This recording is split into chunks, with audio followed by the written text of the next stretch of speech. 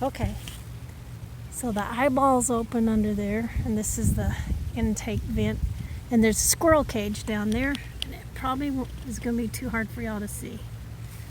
Put a bag over my hand, reach in there. It's going to be kind of yucky. Whoops, there it is. Ugh, yuck. Oh, God.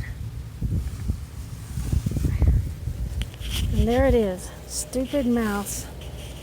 Thought it'd have a ride, carnival ride in my car in the squirrel cage. Okay, so it's easy to fix if you carry plastic sacks with you.